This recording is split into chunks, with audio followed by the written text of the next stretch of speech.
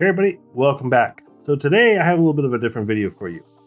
Part of my branching out into the Sony genre a little bit more, we're going to dive beyond that into PlayStation. I would consider myself somewhat of an expert on the PlayStation platform, only because of my long history with the brand as well as my ownership of their product. In the newest PlayStation 5 rendition, I have somewhat of a complaint that's really annoying me and getting quite old.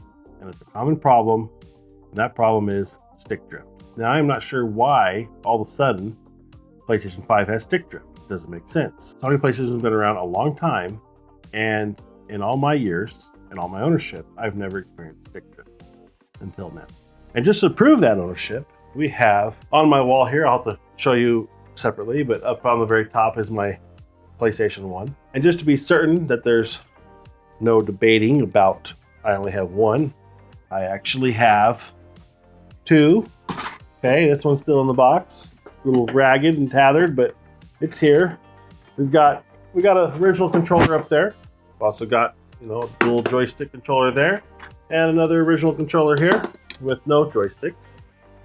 Got a old memory card, and of course inside here we've got the old trusty PlayStation 1.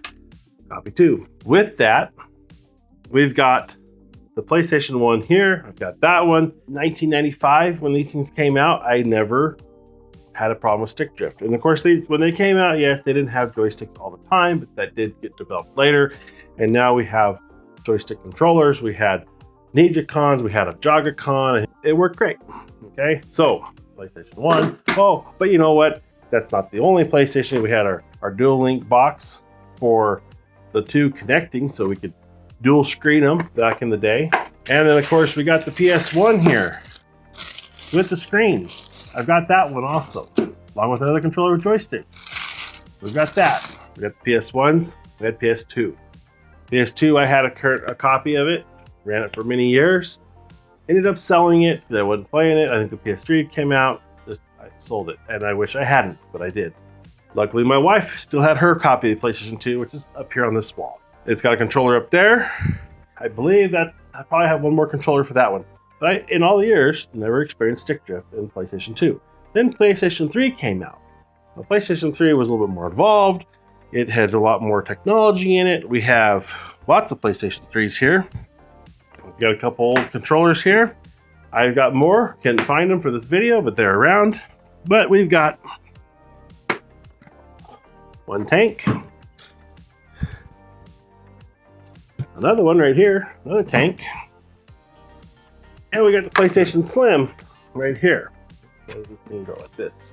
Okay, 3 of them, and the one on the wall. Okay, so there's 4 PlayStation 3s. Never had a problem with stick drift. I don't know why PlayStation 5 has a problem with stick drift. Now, PlayStation 4. This is where I kind of got out of gaming. I didn't play as much. I didn't have the need for it. I really liked the multimedia platform of the PlayStation 3. The PS4 didn't really offer that so much.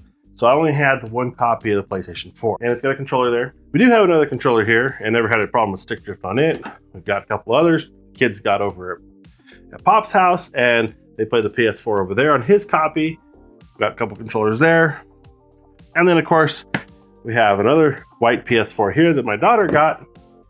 Because we needed to have 2 of them for them to play together. Still, no stick drift. Fast forward from the PlayStation 4, PS5 came out. I had zero reason I ever wanted to buy a PS5. I was out of gaming. I didn't play it.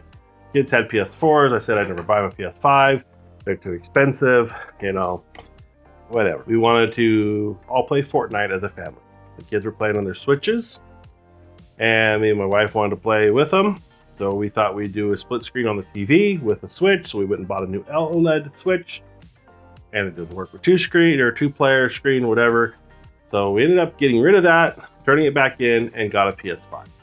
That was our first PS5.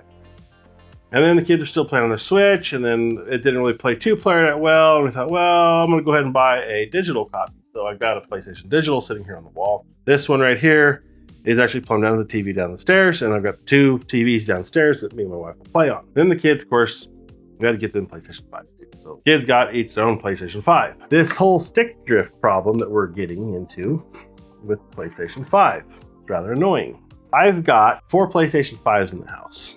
That means I have 4 white controllers. We've got, let's see, this one is mine, my wife's. We've got my son Grayson's and my daughter's Evelyn's. Okay, I've got them labeled under the back there with just a simple initial so we know whose is whose, because they're all white and pain in the butt. You know, they're all the same. But my white one developed stick drift right from the get-go. I bought everything at Best Buy. I'm a Total Tech member. It's definitely worth having in my mind. I told them I had stick drift. No questions asked. They just send out a new one from Sony. The new one comes in. I send the old one back. Now that's 5 controllers in total. One of them had stick drift. We're at 20% ratio of stick drift right now. My white replacement, it's starting to develop stick drift. I have to turn it down to about 15% dead zone, keep it from drifting in Fortnite, which is quite considerable. So this one's gonna have to get turned in. That's 2 right there. Of course, we got rid of, we stopped using the white ones.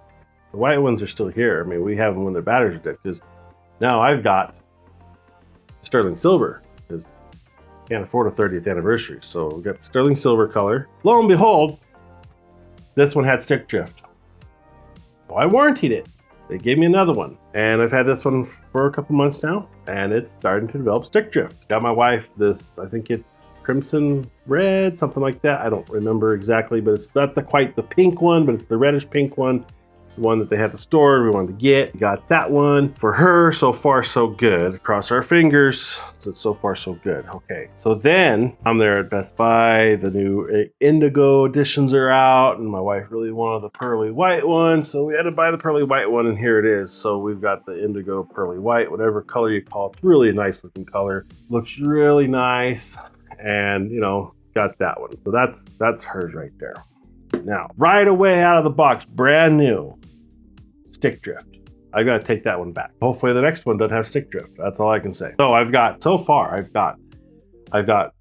white one that failed, I returned already. I've got a gray one failed that I'd returned already. That's 2.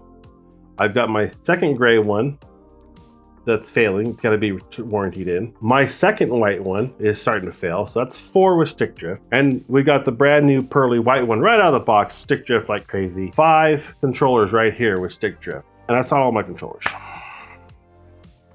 Please welcome Evelyn in with her, what do you call that color? Indigo green something? Like a green, teal, metallic color. Okay, have you had stick drift? I don't think so. Not yet, I'd say. But I hope not, because not all the controllers have done it, but hopefully it works well for her. But she's got hers. We've also got my son Grayson. Come on in, bud. Hello. Which one do you got for him? So I got the Chrome Nova Pearl, like blue. Okay. Blue. You have stick drift? No, mine has not developed. Both of mine have not developed stick drift. Okay. How about your white one? Did it ever have stick drift? I don't think so. Pretty good. So you guys haven't had a problem like I have. So mom's had one brand new one out of the box, and I've gone through 4 that have stick drift. So it leads me to the question. Are my hands just too big for these things, Grayson? Am I just too rough on these controllers? I don't know. Obviously it's a problem. It's a known problem out there in the world. Brand new white one does it right out of the box for my wife. I think it's not just me, but it's definitely, I will say honestly, that this problem's been isolated to me within the family. Is it a problem with just my use of the controllers, or is it a problem with the controllers themselves? Because I've played lots of games, lots of PS2, lots of PlayStation 3, been really rough on controllers, getting mad at them, never had a stick drift problem. What made the PS5 different, I don't know, but Sony, you clearly got a problem with stick drift, I think, and these things should be a lot more robust for the money you're getting for them. As far as the controllers go, the design is fine. I've gotten to a point where I thought, well, I need a better controller. So that brings us to the next point. I have purchased a $200 controller.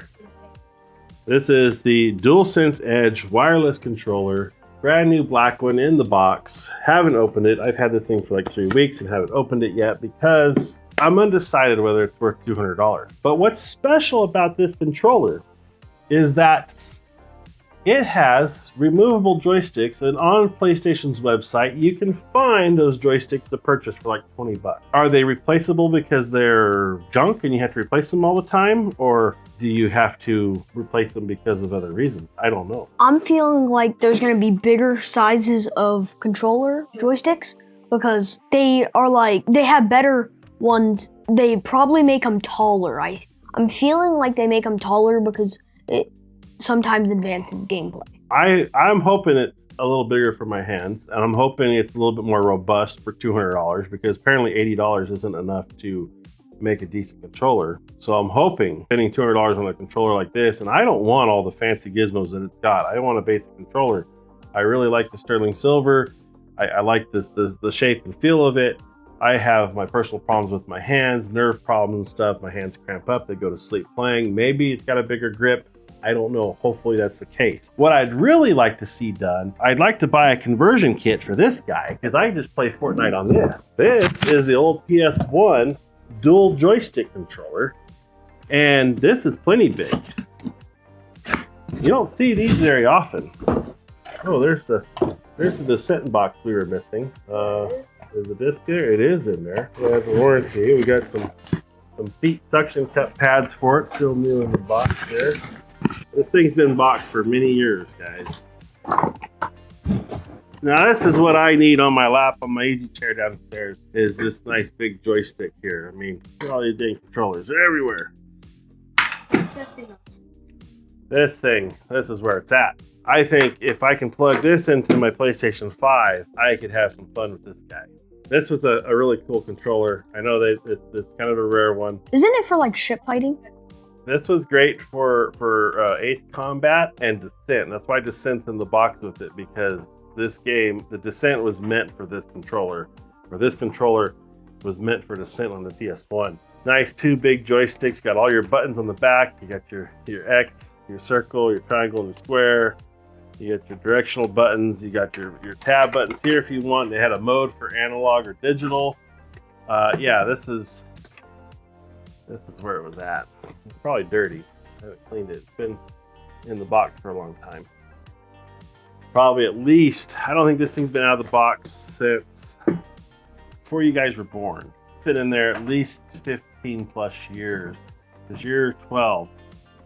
I know I boxed it up long before that. 15 plus years I'm putting on that. I think Sony needs to address the stick drift problem, condition, whatever you want to call it, in their controllers. What's your experience out there? Are you a player with average size hands like mine, or do you run little puny hands like his, or hands like hers? What do you have out there, and what's it causing for you? And do you have a stick drift problem? This is why I buy into Total Tech every year with Best Buy, because their warranty is probably the easiest to deal with. There's no questions asked. They just swap it out. Especially if it's the controller you bought in store. They'll have you get a new one, and as long as it's the same price, they swap it out. I will have to send in for one of my white ones. That is, out of the 9 controllers I currently have, I've turned in 2, that's 11 controllers, and we have 5 out of the 11 that had stick drift. That is almost a 50% problem. This is controller 12, and it better not have a problem. Anyways, guys, that's all I have for you in this video. In the next video, we will be unboxing and opening up that new, what is it called? The The advanced PlayStation 5 controller. What? Advanced PlayStation 5 controller. These kids know more than me about this stuff. We're going to unbox that in the next video. We're going to put it to the test. Grayson's our professional gamer in the house. Evelyn's, I don't know, she could probably take Grayson too in Fortnite, but they're both really good at it. I am not so much good at it because apparently my controllers are just bad because I have stick drift. I have to set my 0 points all different. So that's why I struggle. I wish I had something like this. I could play sit in the recliner and play like this. This would be way more comfortable for my hands, but Sony doesn't make cool stuff anymore like that. With that, guys, I'm out of here. Grayson. Bye. Evelyn. Thanks, guys, for watching. We'll see you in the next one. That was a good run, guys.